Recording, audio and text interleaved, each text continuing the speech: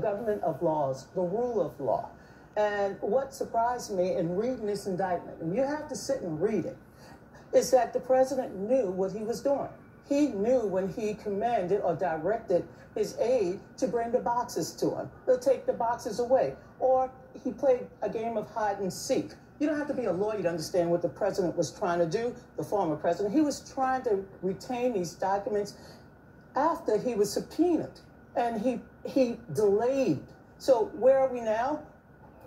We're going to play a game of politics. Of course, we're going to talk about Hillary Clinton. We're going to talk about that. And I was chair of the party, so this is part of the reason why this hair is so beautifully gray, is that Comey came after Clinton, came after former Secretary of State Hillary Clinton.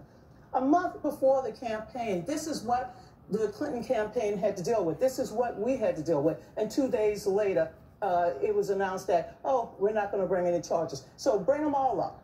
Joe Biden wasn't playing hide and seek with documents. Mike Pence wasn't playing hide and seek with documents. No one was playing hide and seek but Donald Trump. Julie Pace, it appears right now that Donald Trump has decided that his best legal strategy is a political strategy. That the best way to avoid political consequences is to run and win the White House again. Absolutely. And if you look at his history, it's no surprise that he would take this approach because it's what's worked for him in the past, even as recently as we saw with Rick, even as recently as the case in New York. I do think, though, that there are some differences in this case versus in the New York case, and I think part of it does come down to his own conduct. I think it was much easier, and we saw this after the charges in New York were released, it was much easier for Republicans to both argue that that was politically motivated and actually to defend his behavior. They might not have liked it, but it didn't feel as legally egregious. In this case, it has been challenging to find Republicans who will outright defend his behavior here. That's why everything is pointing toward the process, everything is pointing toward political motivation in the charges, but it's becoming very difficult for them to defend his actions because of how central he is, his words, his actions are to these charges. Maggie, Donald Trump not the only person indicted on Friday. Walt Nauta, his personal assistant, was his valet, naval valet in the White House. What do we know about him, and how do you explain why he was willing to go down this road with President Trump?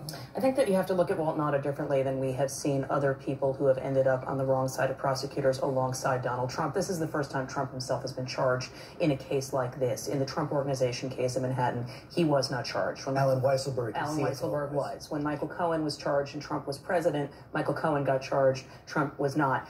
This is a different incident. Walt Nauta is a military veteran. He was in the Navy. He worked as a White House valet. He became close to Trump, but you have to remember that somebody who has a military background is going to view the commander-in-chief differently. And so I think that Walt Nauta, who has been described to me and my colleagues as, not political, not having some kind of side game, as many Trump aides are accused of doing, I think he really just felt like he was supposed to do what he was told. And willing to risk going to jail. Well, I think we're going to see whether that happens, right? I think